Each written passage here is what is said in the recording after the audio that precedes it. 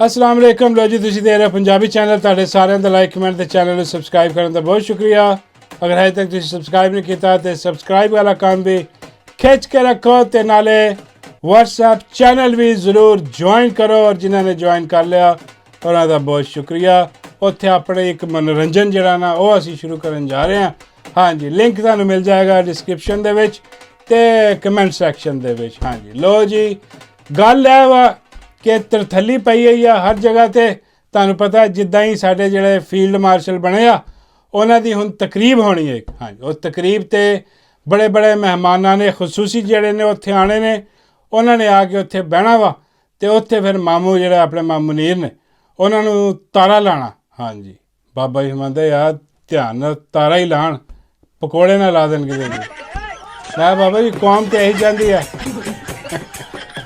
कि मामू ने पकौड़े लाता जाए हाँ पर हजे लग नहीं सक रहे फिलहाल उन्होंने 17 ही लगेगा हाँ पकौड़े नहीं लगते हो हजे नहीं हाँ हो सकता है आगे जाके कितने लग जाए हाँ क्योंकि पता को नहीं लगा पकौड़े लगे क्या देर लगती है भाई किसी टाइम भी पकौड़े लग सकता पता मियाँ साहब भी देख लो जिदा पकौड़े लगे हाँ अपनी ताइनाती करके आप ही पकौड़े लग गए मुकदरा की गल है ਅੱਜ ਬਾਹਰ ਬੈਠੇ ਆ ਮੂੰਹ ਬਣਾ ਕੇ ਬੀਆ ਸਾਹਿਬ ਹਾਂ ਉਹ ਧੀ ਉਹਨਾਂ ਦੀ ਅੱਜ ਦੇਖ ਲਓ ਕੀ ਕਰ ਰਹੀ ਹੈ ਅੱਜ ਆ ਕੇ ਜਰਾ ਆਪਣਾ ਗੱਲ ਹੁਣ ਕਿਤੇ ਹੋਰ ਨਿਕਲੀ ਕੋਈ ਨਹੀਂ ਵਾਪਸ ਆਨੇ ਆ ਉੱਧਰ ਹਾਂ ਤੇ ਧੀ ਜਿਹੜੀ ਉਹਨਾਂ ਦੀ ਉਹ ਆ ਕੇ ਅੱਜ ਬਾਹਰ ਨਿਕਲੀ ਹੈ ਜਨਾਬ ਤੇ ਉਹ ਮੋਦੀ ਨੂੰ ਡਿਫੈਂਡ ਕਰਦੀ ਫਿਰਦੀ ਹਾਂ ਮੈਂ ਵੀਲੋ ਕੀਤਾ ਇੱਕ ਉਰਦੂ ਵੀਲੋ ਐਸਐਮ ਉਰਦੂ ਦੇ ਵਿੱਚ ਹਾਂ ਤੇ ਉਹ ਚੰਗਾ ਮੈਂ ਛਿੱਕਿਆ ਠੀਕ ਠਾਕ ਕਿਸਮ ਦਾ ਕਿ ਬਈ ਇਹ ਕੀ ਹਿਸਾਬ ਕਿਤਾਬ ਹੈ ਮੋਦੀ ਨੂੰ ਡਿਫੈਂਡ ਕਰਨ ਵਾਸਤੇ ਜਿਹੜੀ ਨਾ ਇਹ ਆਈ ਖਲੋਤੀ ਆ ਉਹਨੇ ਸਾਰਾ ਮੋਦੀ ਦਾ ਕੀਤਾ ਧਰਤਾ ਜਿੰਨਾ ਵੀ ਗੰਦ ਸੀ ਨਾ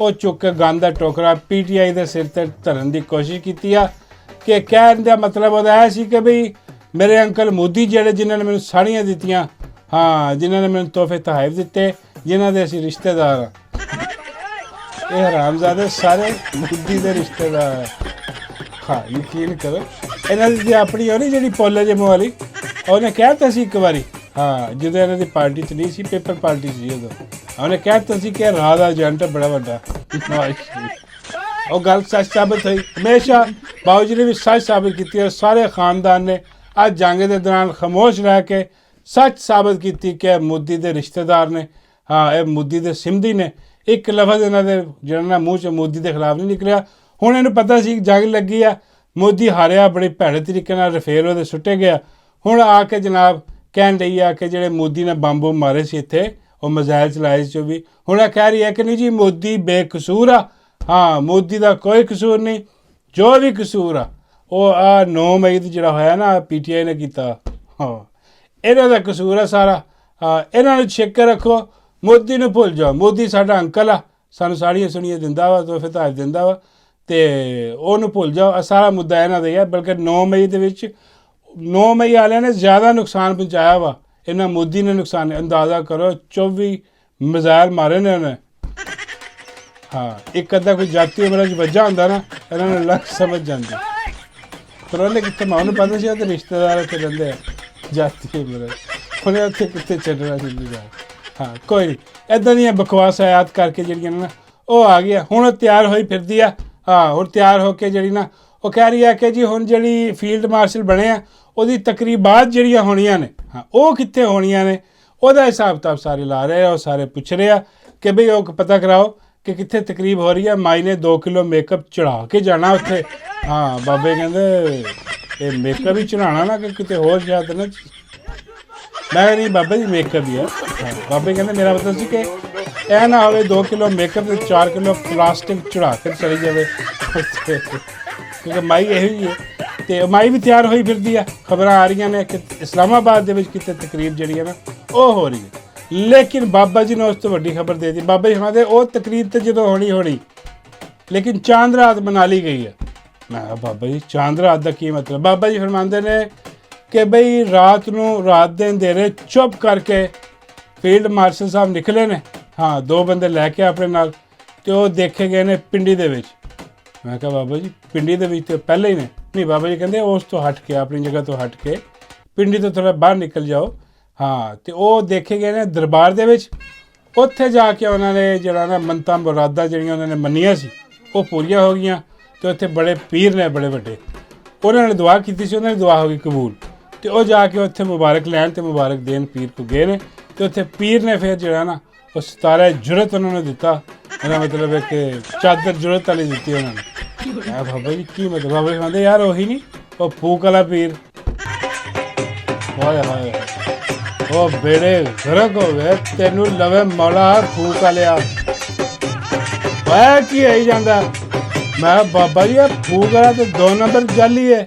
ਬਾਬਾ ਜੀ ਕਹਿੰਦੇ ਨੇ ਤੇ ਮਾਮੂ ਬੜਾ ਅਸਲੀ ਹੈ, ਉਹ ਵੀ ਤੇ ਜਾਲੀ ਹੈ। ਤੈਨੂੰ ਕਿਨੇ ਕਹਿਤਾ ਅਸਲੀ ਫੀਲਡ ਮਾਰਸ਼ਲ ਹੈ? ਉਹ ਮਰੇ ਫੀਲਡ ਮਾਰਸ਼ਲ ਉਹ ਹੁੰਦਾ ਜਿੱਥੇ ਜੰਗ ਲੱਗੀ ਹੋਏ। ਹਾਂ ਜੰਗ ਲੱਗੀ ਹੋਏ ਤੇ ਉਹ ਕਈ ਫੌਜਾਂ ਨੂੰ ਜਿਹੜਾ ਨਾ ਟੈਕਲ ਕਰ ਰਿਹਾ ਹੋਏ, ਉਹਨੂੰ ਮਿਲਦਾ ਵਾ। ਇਹ ਜਾਲੀ ਤਰੀਕੇ ਨਾਲ ਜਿੱਦਾਂ ਮਿਲਿਆ ਇਹਨਾਂ ਨੂੰ, ਮੇਰਾ ਮਤਲਬ ਹੈ ਕਿ ਜਿੱਦਾਂ ਇਹਨਾਂ ਨੇ ਆਪੇ ਹੀ ਲਿਆ ਫੀਲਡ ਮਾਰਸ਼ਲ, ਉਹ ਜਿੱਦਾਂ ਦੇ ਜਾਲੀ ਹੈ ਉਦਾਂ ਦਾ ਜਾਲੀ ਫੂਕਲਾ ਪੀਰ। ਤੇ ਚਲੇ ਗਏ। ਇਹਨਾਂ ਨੇ ਪਹਿਲੇ ਚਾਦਰ ਚੜਾਈ ਹੈ ਦਰਬਾਰ ਤੇ, ਫਿਰ ਦਰਬਾਰ ਵਾਲਿਆਂ ਨੇ ਇਹਨਾਂ ਤੇ ਚਾਦਰ ਚੜਾਈ। ਮੈਂ ਕਿ ਯਾਰ ਇਹ ਕੀ ਹੋਈ ਜਾ ਰਿਹਾ ਯਾਰ, ਇਹ ਕੀ ਗੱਲ ਕਰੀ ਜਾ ਰਹੇ ਯਾਰ ਤੁਸੀਂ? ਆ ਬੇੜੇ ਹੀ ਗਰਕ ਕਰਕੇ ਰਾਜ ਦੇ ਫੂਕ ਵਾਲੇ ਪੀਰ ਨੇ। ਮੈਂ ਕਿਹਾ ਬਾਬਾ ਜੀ ਇਹ ਤਸਵੀਰ ਮੈਨੂੰ ਜਾਲੀ ਲੱਗ ਰਹੀ ਆ, ਮੇਰੇ ਪਾਸ ਨਹੀਂ ਲੱਗ ਰਹੀ। ਬਾਬਾ ਜੀ ਕਹਿੰਦੇ ਯਾਰ ਸਾਰਾ ਕੁਝ ਤਾਂ ਜਾਲੀ ਹੋ ਰਿਹਾ ਇੱਥੇ, ਅਸਲੀ ਹੈ ਕੀ? ਤੂੰ ਕੀ ਐਕਸਪੈਕਟ ਕਰਦਾ ਮੇਰੇ ਕੋ? ਹਾਂ ਕਿ ਮੈਂ ਵੀ ਤੈਨੂੰ ਅਸਲੀ ਦਿਆਂ ਤਸਵੀਰ ਜੋ ਜਾਲ ਪੜਾ ਇਸ ਮੁਲਕ 'ਚ ਹੋ ਰਿਹਾ। ਬਲਕਿ ਅਲਤਾਫ ਭਾਈ ਕੀ ਕਹਿੰਦੇ ਨੇ ਕਿ ਇਹ ਜੋ की हो रहा थे, ये इस मुल्क में ये क्या हरामीपन हो रहा है। ये जो हरामीपन हो रहा है तो हलालीपन कहा जाएगा। सारा कुछ जाली हो रहा है। हाँ बाबे हिमांदर ने ਹੁਣ ਤੇ ਯਕੀਨ ਕਰੋ ਕਿ ਦੌਰ ਸੀਗਾ, ਅਸੀਂ ਕਹਿੰਦੇ ਸੀ ਕਿ ਅਲਤਾਫ ਭਾਈ ਜਿਹੜਾ ਨਾ ਬੜਾ ਵੱਡਾ ਬਦਮਾਸ਼ ਹੈ ਔਰ ਹੈ ਵੀ ਸੀ। ਹਾਂ ਇਹ ਬੰਦੇ ਮਰਵਾ ਦਿੰਦਾ, ਬੋਰੀਆਂ 'ਚ ਪਵਾ ਦਿੰਦਾ, ਪੇੜੇ ਗਰਕ ਕਰਾ ਦਿੰਦਾ। ਹਾਂ ਇਹਦਾ ਅੱਜ ਖੌਫ ਬੈਠਾ ਸੀ। ਹਾਂ ਕਿ ਜਨਾਬ ਕੋਈ ਕੁਸਕਦਾ ਨਹੀਂ ਸੀ।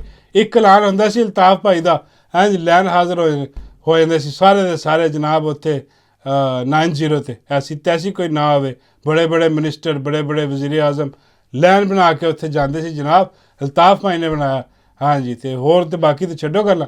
ਤੇ ਬਾਬੇ ਫਰਮਾਉਂਦੇ ਹੁਣ ਮੈਨੂੰ ਲੱਗਦਾ ਇਹ ਸਾਰਿਆਂ ਨੂੰ ਦੇਖ ਕੇ ਨਾ, ਬਾਕੀ ਹੁਣ ਜਿੰਨੀ ਰਜੀਮ ਕਾਬਜ਼ ਹੈ ਸਾਡੇ ਤੇ, ਇਹਨਾਂ ਨੂੰ ਦੇਖ ਕੇ ਅਲਤਾਫ ਭਾਈ ਨੂੰ ਦੇਖੋ ਨਾ ਤੇ ਅਲਤਾਫ ਭਾਈ ਉਹਨੂੰ ਫਰਿਸ਼ਤੇ ਨਜ਼ਰ ਆਉਂਦੇ ਆ। ਇਸ ਮੁਲਕ ਮੇਂ ਇਹ ਕਿਆ ਹਰਾਮੀਪਨ ਹੋ ਰਹਾ। ਇਹ ਲੱਗਦਾ ਅਲਤਾਫ ਭਾਈ ਹੁਣੇ ਉਤਰੇ ਆ ਆਸਮਾਨ में। हाँ ऐसे फरिश्ते लगते हैं। ऐसे चोर लुटेरे ऐसे कातर डकैत साढ़े ते मुसलत हो गए। हाँ बाबा जी कहते हुण अल्ताफ भाई लिए भी दुआवां निकलदियां। मैं यार अंदाजा करो बाबा जी आ साडी कौम की हालत हो गई है। हाँ की बेड़ा गर्क इन्होंने करके रखता। तो बाबा जी कहते भी हर जगह तो 2 नंबर ही आ। तो हुण होर मैं की तुहानूं दस्सां, 2 नंबर तस्वीरां देआं ते होर 1 नंबर देआं। हाँ तो दूजी गल जनाब है कि वो अजीबो गरीब सिस्टम जिहड़ा पिया, तुसीं देखिया होना भी मीडिया ते सोशल मीडिया ते कुछ लोग अचानक आए और आके उन्होंने कहा लो जी ठंडियां हवावां, ओए होए होए ठंडियां 18 हवावां चलिए शुरू हो गई। हाँ जी हालात बदल गए। हाँ जी ज़हन बदल गई, सोच बदल गई, सारा कुछ पता नहीं की हो गया। ठंडियां हवावां आ गई। इमरान खान की रिहाई होने वाली है। इदों पहले सारे बाहर। हाँ जी सारे केस ख़त्म, हर चीज़ ये वो सब ठीक हो गया, काम मसला ही कोई नहीं रह गया पीछे। हाँ इदां दी ठंडियां हवावां दे जिक्र उन्होंने कीते। हाँ तो आज इमरान खान साहब का बयान आया जेल चो और उन्होंने कहा सारे दे सारे बेगैरत दे बच्चे ने। ऐ तो नहीं किया लेकिन मतलब उन्होंने यही सी खास साहब कि सारे दे सारे दगड़ दले ने, सारे हरामजादे बेगैरत ने जिन्होंने क्या ना कोई डील हो रही है या कोई ठंडियां हवावां नहीं, सब उत्थे ही है। खान साहब कहते मैनू इन्होंने ओवन च रखा बेगैरता ने, तो बाहर उल्लू दे पट्ठे ठंडियां हवावां चलाई फिरदे ने। ऐसी बेगैरती है भी इन्हां दी, यकीन करो। वो सारे एक्सपोज हो गए, नंगे हो गए। जेड़ा जेड़ा तुहानूं कहे ना कि भाई बड़ी अहम मीटिंग हो गई है। हाँ और बड़े कमाल किस्म का जरा ना वो गेम होने लगी है, तुसीं दे सब झूठो झूठ चुताली है।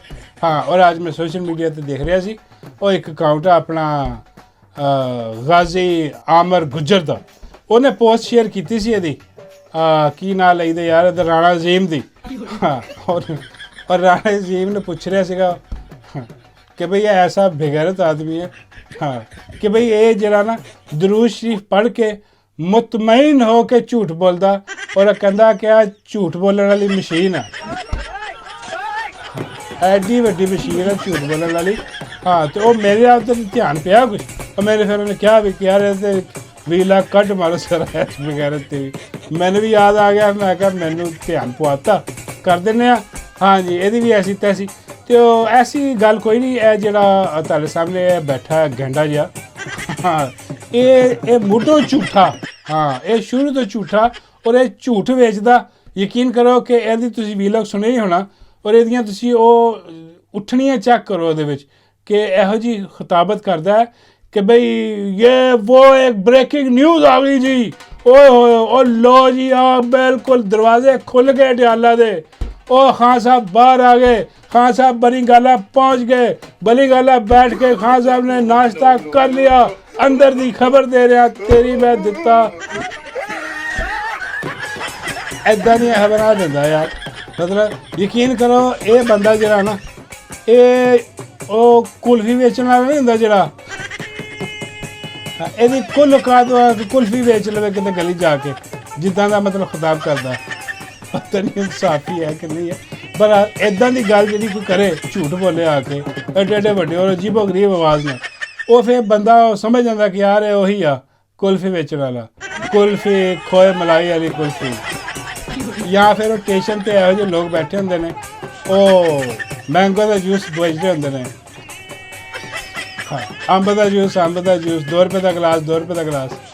वो बंदा वो आके झूठ बेच रहा उत्थे बैठा अजीबो गरीब किस्म का। और अपने सोशल मीडिया ते ही उन्हें जनाब अपने शाह जी अपना फयाज शाह साहब उन्होंने भी पूछ लिया तस्वीर ला के ना यदि झूठा, वो कह रही यार ये झूठ क्यों बोलता है इन्हें। हाँ उन्होंने भी सवाल पूछ लिया तो मैं फिर उन्होंने दसिया उत्थे भी शाह जी नूं, मैं क्या वो ऐस करके कि किसी बजुर्ग ने ना हाँ इनू क्या होया कि पुत्र जिस दिन रड़े जेम जिस दिन तू सच बोलिया ना उस दिन तू कुत्ते दी मौत मरेगा। इस करके सच नहीं बोलना। हाँ लगी समझ।